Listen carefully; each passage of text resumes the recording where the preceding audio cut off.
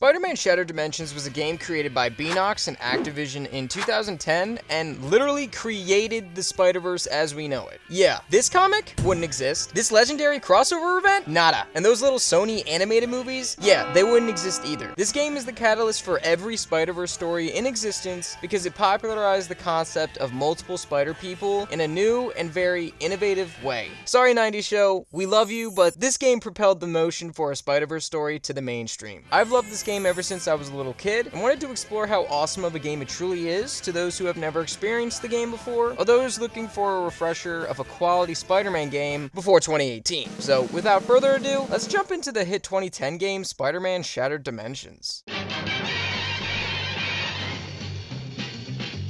So, opening up into the game, we get the man himself, Stan Lee, narrating the opening sequence. I've always enjoyed this opening because, to me, it feels like a comic book scene come to life as he narrates the looming threat ahead. And also because I'm deeply enamored with Stan Lee's presence in any Marvel media. He was my inspiration through and through when I was a kid. But anyways, we get introduced to this universe's 616 Peter Parker, who's voiced by Neil Patrick Harris. I think Neil is a great voice for the character. He's got a very sarcastic voice to him that works for Peter. Plus, he voiced Spidey in the 2003 MTV show, which is very underrated. But after running into Mysterio at a museum trying to steal a tablet, Peter unknowingly breaks that tablet into pieces that shatter across the multiverse. To his chagrin, Spider-Man is met by Madam Web. No, not her, this Madam Web, who informs Peter that him shattering the tablet caused its pieces to tear between dimensions, with those dimensions being 616, Noir, the Ultimate Universe, and 2099. He's told that if he and his counterparts don't collect the missing pieces, the tablet's powers in the wrong hands could cause immense damage. And with that, the cold open concludes, and we get thrust into the beginning of the game's gameplay. With that little introduction to the game's story out of the way, I've always been a fan of how each character plays within this game. I was one of the kids that didn't have this game on Xbox or PlayStation, but the Wii! I know. I couldn't believe it either. But in seriousness though, it handled really well, and the gameplay mechanics still held up when I was using the Wii remote and stick, instead of, well, an actual controller. Each Spidey has their own unique powers and abilities that distinguish one from the other. In terms of 616's abilities, his main fighting ability is creating these massive web weapons that just cause immense damage, hurting enemies double time. Side note here, I've been dying to get a Spidey game where this fighting mechanic can be used again. Don't get me wrong, I think Insomniac Spider-Man is fun, but the euphoric feeling of creating a web hammer and just smashing up enemies was the greatest feeling an 8-year-old Dylan had that I need in my life again. Up next in the 4 main Spider-Mans we'll be talking about is Spider-Man Noir. You can tell he was heavily inspired by Arkham Asylum at the time, but still, his stealth attacks were freaking awesome. His primary focus of attack came in the form of stealth takedowns, where you would hide in the shadows and wait until an enemy came to you to take down, and unless you took a step into the light, these goons were basically clueless as ever. The NPCs in these sections might be some of the dumbest NPCs to exist. Other than stealth, Noir is kinda useless. His fighting attacks deal the least damage compared to the other 3 Spideys, and you can get gunned down by enemies within like 2 shots. Spider-Man Noir is voiced by a Spider-Man voice actor vet in Christopher Daniel Barnes, the man behind the voice of Peter in the 90s animated show. Barnes' voice has always been top tier for me ever since I was a kid, and I think they chose perfectly with him being Noir. Noir is a very dark and secretive character. He's not as witty or lighthearted as the other Spideys are. His voice is very deep and grave, adding on to the atmospheric nature of Noir's bleak and dreary world, which I freaking love. Up next is our favorite futuristic Spider-Man, Miguel O'Hara, Spider-Man 2099. His gameplay advantages rely on his tech, which gives him a boost in strength and speed. His advanced tech allows him to attack with higher damage outputs and lets him be a menace to enemies in close encounters, something Noir cannot do. Spider-Man 2099 is voiced by Dan Gilvezan, someone I was the least familiar with when it came to voice actors at the time. He too, like most of the voices in this game, is a Spidey voice acting legend, as he voiced Spider-Man in the Spider-Man and His Amazing Friends series from the early 80s. As for his Spider-Man 2099 voice, it's pretty alright. He's got a good voice to him that makes you feel like 2099 is the most mature of the 4, someone who's been doing the whole shtick for a while. His quips can come off kind of flat sometimes though, in comparison to someone like Ultimate Spider-Man, however, who is the last but certainly not least universe's Spider-Man we have to talk about, aka the symbiote suit Spider-Man. In game context, Madam Web gave him the suit back to amplify his powers, yet she's controlling the symbiote from taking over his mind. How is she able to do this? I have no idea. I'm not a Madam Web connoisseur like that, so if anyone can help me out here, leave a comment. I'd genuinely like to know. But with the symbiote, Ultimate has some of the most satisfying gameplay mechanics by far. His increased strength with the symbiote allows him to smash things with his tendrils, and when you get to a full rage meter, you can unleash rage mode, which has you seeing red like Kratos in God of War. You'll just go absolutely ham on some innocent ass NPCs, doubling damage and causing absolute destruction. Ultimate Spider-Man is voiced by the famous Josh Keaton, and my god, this man as Ultimate Spider-Man is perfect. I've always thought that Josh has such a great, darker Peter voice. Like when he has the symbiote, you just feel the tension and annoyance he has. Even in Spectacular, during the symbiote episodes, he just portrayed the angsty Peter with such gravity, you couldn't help but feel enamored with his character during that time period. Josh is a great normal Peter too, don't get me wrong, but I truly think they picked the best character for him to play in this game as the symbiote wearing Peter instead of 616, especially with how he interacts with his villains, which I'll be talking about soon to come. And with the more destruction you cause by beating up enemies and figuring out challenges in each level, you will earn points that you can use in the game's Web of Destiny, which is basically your standard skill tree, but it can also let you buy alternate skins. Nothing crazy like the 2018's game selection, but there are a few awesome skins in here worth checking out, like the ultimate red and blue suit, the bombastic bagman suit, etc. Each Spidey also has the standard ability to wall crawl, web zip, and have a Spidey sense which can distinguish enemies or specific points of interest. The biggest compliment I can give this game was for its time, it really made use of its non-open world linear storytelling technique through its 4 characters, set up into 3 acts with each Spidey getting a level dedicated to them in each act. As much as it limits the swinging abilities to non-existence, since there is no open world to swing around in, as a player you get sucked into the story at hand, and the individual gameplay techniques I mentioned previously with each spider person keep you hooked to the game. Sure, there are some levels where the fighting is stale, or the overall direction for the level doesn't work as well, but the incredible fact that you're playing as 4 different spider people with different atmospheres and voices keeps you glued into it.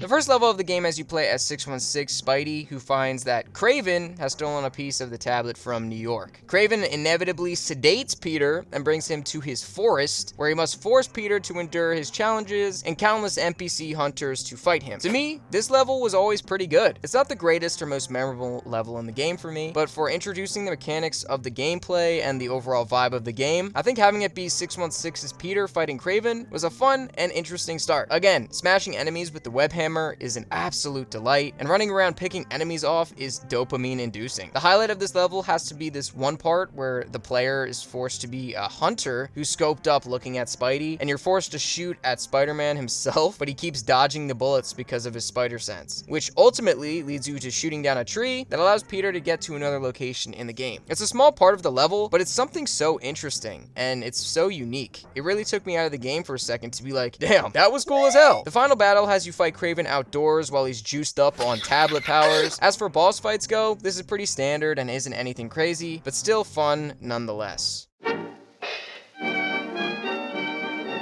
The second level is the first Noir focus level, where he has to track down the first missing tablet piece located with Hammerhead. This level sets you up with essentially what you have to do as Noir for every level of his, which is make sure you do not get seen in the light. Like, Lord forbid, please don't go anywhere near a light. And second, you will be silently taking out bad guys left, right, and center. I'm not a huge stealth fan. I usually end up botching my stealth takedowns and just say, fuck it, we ball, and just start throwing hands in both the Arkham games and Insomniac Spidey if there's certain stealth takedown sections. But with Noir and his weakened abilities for some reason, it is essential you use stealth related attacks to take out enemies in all of his levels. Overall, I think this level is okay. Noir's levels get progressively better over time, so as the first level of his being kind of mid, that's fine with me. I'm not a huge Hammerhead fan either, but he is voiced by John DiMaggio, who played Rhino in Spectacular Spider-Man, so he's one of the GOATs. But the final fight is just getting Hammerhead to smash his face against things so you can attack him. It's quite simplistic and repetitive. You've seen it a lot in other games, most notably with Rhino in both the Amazing Spider-Man game and the Spider-Man 2018 game. So it's not something super memorable. Overall, this level is fun to get you introduced to Noir's world, but it gets kind of repetitive quite quick and won't leave you itching for more yet.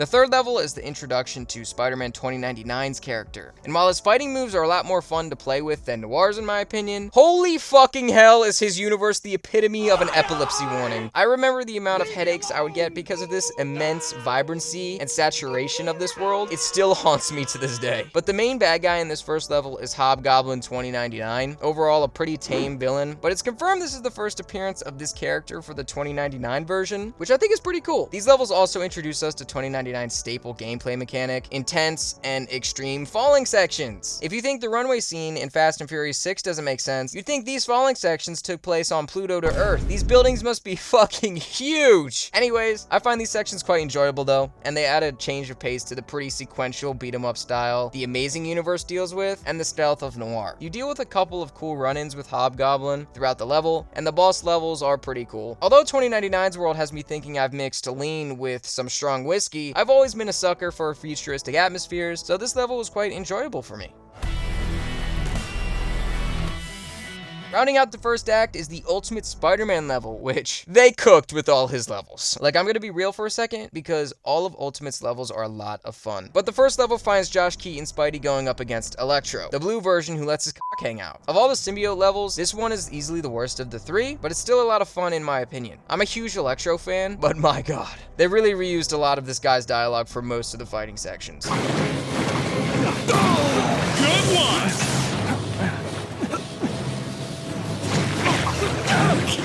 So weak. Good one! Again, this is the first time you play a full level with the symbiote, and it's a lot of fun to use. The tendril slams against the enemies, the full rage meltdowns are just... The final battle finds Ultimate going up against a massive Electro, where you must throw water buckets on him to weaken him. And as much fun as I have with the individual characters, most boss battles in this game are kinda and it's the atmosphere and characters that keep you invested from start to finish. The little minions you have to fight can get repetitive, but the symbiote's powers make up for it because goddamn, is it fun to play with. This right here is my favorite thing. Overall, the level is pretty good, and it introduced the dynamics of Symbiote Spidey really well, in my opinion. And that goes with all of the levels for the first act of this game. They introduce us to each Spider-Man really well, and lead us into even more fun levels throughout the rest of the game.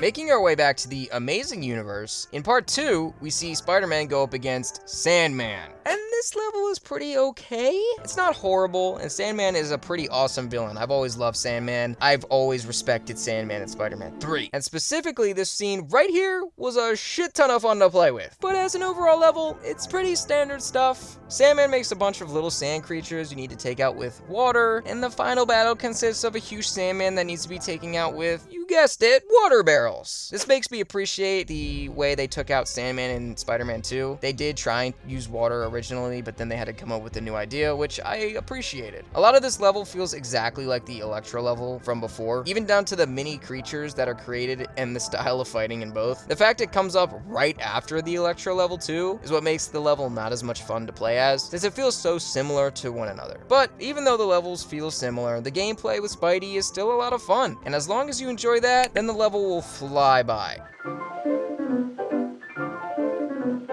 Back to the dark we go, as we enter back into the Noir universe, which has just absolutely no exposure. I can't see! This time around, we see Noir going up against the Vulture, which as a kid, freaked the ever-loving shit out of me. Dude, I could not go to sleep. Look at this thing. Anyways, in the opening of the level, we hear Peter tell us that Uncle Ben died by the Vulture because he ate him. Yeah. This is so much darker than I remembered. So there's some actual motivation behind Noir going after Vulture more than just the tablet, which looking back at it, adds a lot of nuance and is pretty cool. Again, the level finds you traversing most of the combat through stealth sections, trying to not be spotted, or else you'll be gunned down on sight in no time. One part of the level I thought was really cool though was a fire escape sequence. You play as Noir as he tries to maneuver out of a burned down building while trying to save civilians as well. It shook up the gameplay a bit for his character, which I enjoyed heavily, and made it a lot more interesting interesting to play as him, since again, stealth is not my main gameplay mechanic. Funnily enough though, they don't let Vulture actually fly in this level, which I thought was kind of a letdown. Most of the final fight has you creeping up on Vulture as he like teleports around a room, which gets kind of boring and tedious after a while. Personally, I think it would have been a lot of fun fighting Vulture as he takes you from building to building while flying, switching up the repetitive stealth takedown techniques in both levels so far. Overall, it's not a terrible level, but one that could have used a few tweaks to make it amazing.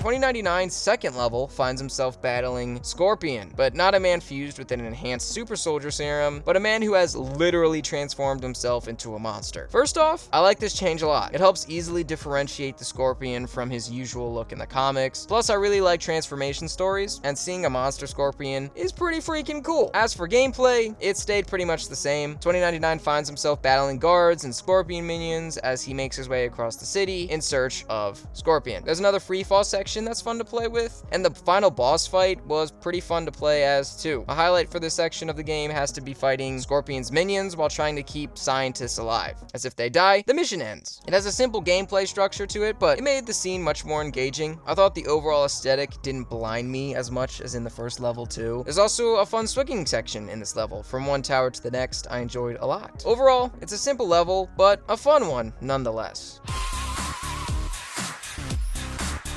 Okay, ladies and gentlemen, remember when I say they cooked with Ultimates levels? Here's where it starts. This level absolutely bangs. The aesthetic, the gameplay, the villain, the environment. Oh my god, this was such an amazing level to play. Ultimate Spidey is forced to go onto Deadpool's oil rig in the middle of the ocean to retrieve the missing tablet piece since Deadpool has taken it. And man, does this level do some awesome things from start to finish. First off, Nolan North as Deadpool, absolute win. I love North's voice for Deadpool, and I think he's extremely underrated as the character. I love Reynolds, but Nolan is the perfect animated voice for the character, in my honest opinion. Plus, hearing Josh Keaton and Nolan North go back and forth, that's an awesome time. The gameplay finds you fighting a multitude of Deadpool's goons with the symbiote, and it's an electric experience. The oil rig itself is a magnificent environment to play around in. I found myself just swinging around the rig during some downtime and exploring little crevices here and there whenever I could. A lot of intricate detail was put into the design of this level, which I appreciated heavily. The costume designing for Deadpool and his goons was also spot on too. There's this one scene where you play as Spidey running away from a tidal wave created by Deadpool, and man, this shit had me on the edge of my seat as a kid when I played. Such a unique experience. I still remember that section to this day vividly. As for the final battle between Spidey and Deadpool, it's pretty fun. Deadpool uses the fragment to duplicate himself, and you have to beat up all his variations as Spidey in this cage-like arena while a bunch of people are watching on the sidelines and on TV, since Deadpool airs this like a reality TV show. This level is what made me fall in love with this game originally, and while I like a lot of the levels before this level is far and away my favorite one of the bunch.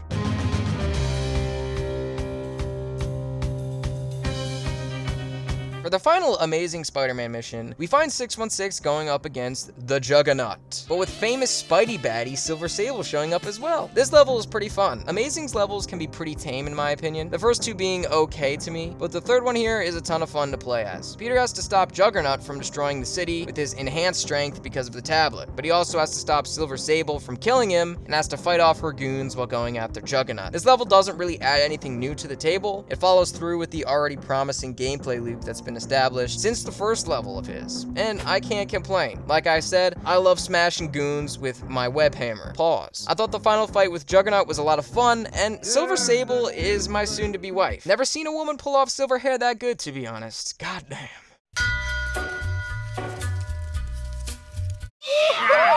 We got another banger here, ladies and gentlemen. For the past two levels, Noir has been pretty lame and mediocre, but boy, oh boy, does he come back harder than the Avengers pull-up game in Endgame against Thanos' army here. This level is so much fun to play, and is definitely one of the most engaging levels the game has to offer. In this level, Noir has to go up against his universe's Green Goblin, who is the leader of a mafia-esque organization and is a complete freak. Following in the nature of Vulture, he is a literal goblin. For starters, the best part about this level is the game design. Placing the final level in a circus just made exploring the territory so much more fun and exhilarating. Seeing the circus tents, the fireworks going off in the sky, the music echoing across the place, it just sucks you into the overall aesthetic of the level so much. Along with the excellent design of the level, I found taking out bad guys was much more fun in this level compared to the other two. Being able to take down enemies while, like I mentioned previously, fireworks are going off and the tents are playing music is a lot of fun. Plus, this level has much more beat 'em up sections compared to the other two as well, letting me stop using my stealth for a minute, which I heavily appreciated. There are some really cool scenes where Noir is in a random room and has to open the correct door or else he'll be poisoned, which I thought was a cool detail, along with some parts of the gameplay involving fighting while drugged, which was an interesting touch. The final battle against Goblin was kind of standard. It was my favorite of the 3 fights of Noir's, but again, it was simply hidden in the shadows until you could get a good position and then beat up Goblin, which overall was very simple as a boss fight for an intricately made level. So I wish there was more to it than just that, but overall, this level remains one of my favorites and I enjoy playing it every time I boot up the game.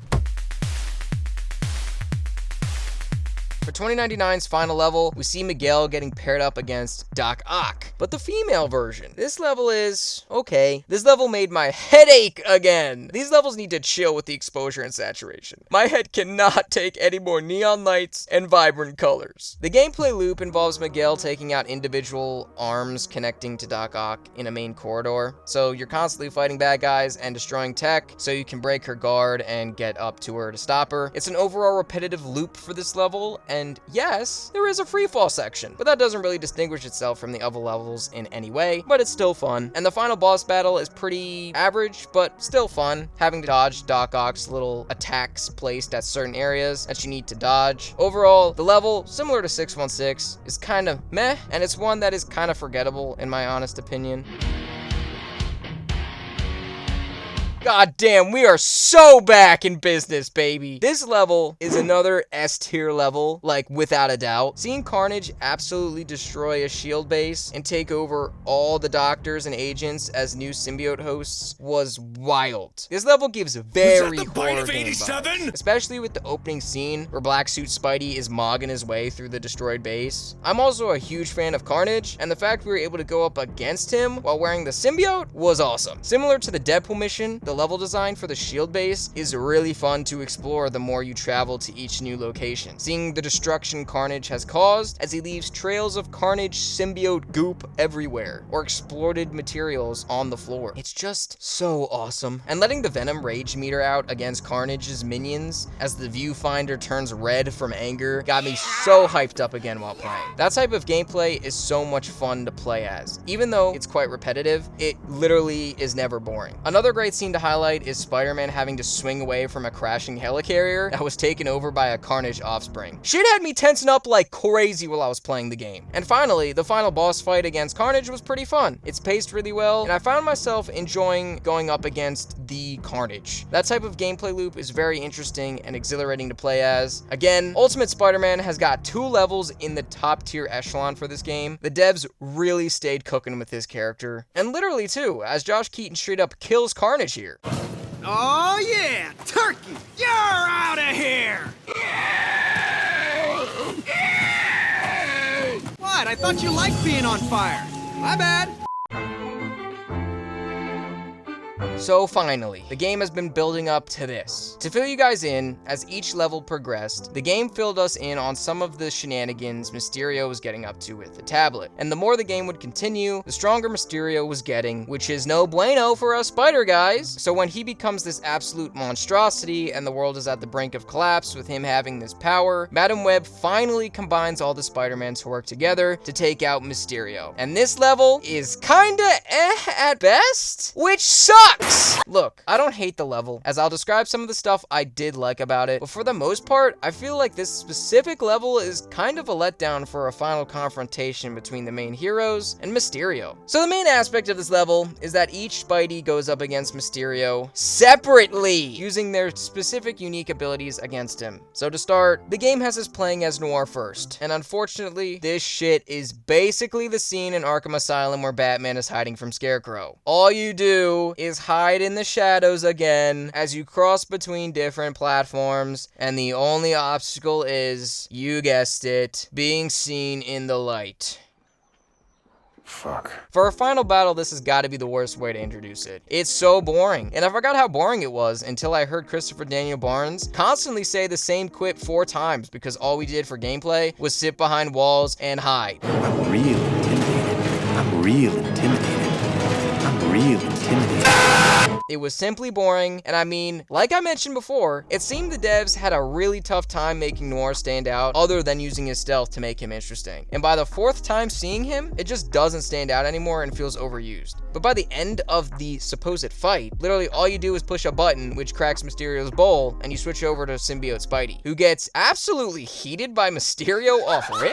Behold, now the tiny spider stands against me.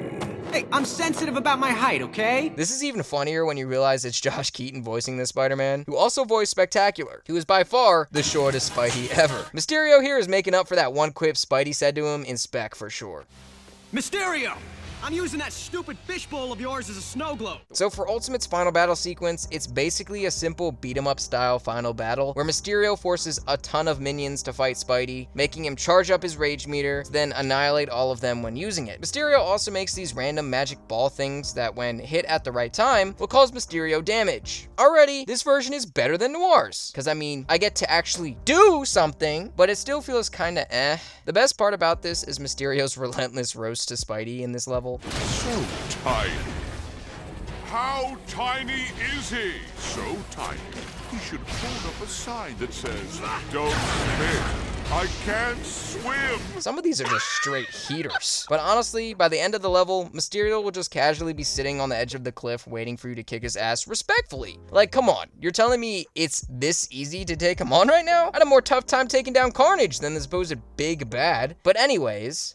Falling again? Yes, Miguel! I'm also tired of this too! Now don't get me wrong, I'm being a little exaggeratory here, but the final level in your game, being a simple falling section, included with the guy solely known for falling sections, is very basic. I still enjoyed myself, but the whole mission for 2099 is that he's falling forever with Mysterio. Like, why is Mysterio falling in the first place? Why isn't he just making land for him to stand on? He can make illusions. There's no reason for a falling section to be in this game, especially in the final section, other than laziness from the devs part. And this is the quickest part of the final battle too, with 2099 finishing off Mysterio within like a couple minutes. But finally, the Amazing Spider-Man is the last version to fight Mysterio, with his gameplay being pretty standard, but fun nonetheless. It's very similar to Ultimates, where he beats up enemies with his web hammers in order to kick rocks at Mysterio's face to make him take damage, while Mysterio just kind of sits there and waits to get hit. He'll throw some gas clouds at you from time to time to spice things up, but for the most part, this level is kind of standard again. And that's the best way I can describe this whole final level. It's too standard and basic. For one, Mysterio just isn't a boss fight worthy of being considered one. He just sits around half the time, barely giving any sense of threat because he'll either be sitting in the back watching you fight, having minions fight for him, or just be sitting on the edge waiting to be hit. It just felt so easy. Not saying I want Mysterio to be like I'm fighting the Valkyrie Queen from God of War, but I would like to have seen a bit more of a challenging foe, because at the end of the day, it is Mysterio, the guy who can use illusions to his advantage, and he has powers now. It would have been cool if he was switching things in real time, changing into different things, or switching the environment in quick intervals, maybe even changing between Spider-Man in different realities in real time too, if they wanted to stick with the 1v1 tactic they had going. There's just so many creative outlets they could have done with a guy who can basically change reality. Another issue I had was the fact the final battle was 4 1v1s. The best part of the final cutscene, which is the part I liked the most about this final level, is seeing all the Spider-Man together fighting against Mysterio and interacting with each other. I don't know why you build up to a final confrontation, getting them all together, to not have them be in the final fight, fighting together at all. It feels really weird and off having to individually go up against Mysterio. It would have been so cool to see all 4 of them working together to fight him, bouncing quips based off of each other in real time and seeing how their skill sets would work with 4 of them in the same area. And lastly, the biggest problem with this level for me comes down to how standard and boring they made the individual interactions. Like I mentioned before, Noir's final appearance in this game is to literally hide and hit Mysterio once. 2099 is free-falling the entire time, and Amazing and Ultimate just beat up minions. For a game that has had very engaging levels leading up to this, having fun and unique interactions with each character, it feels like they just wanted something super basic to end the game because they got tired of making it, which is a shame to me. The developers made an incredible game, don't get me wrong. I just would have liked to see more with the final battle and the concluding level of the game in its entirety.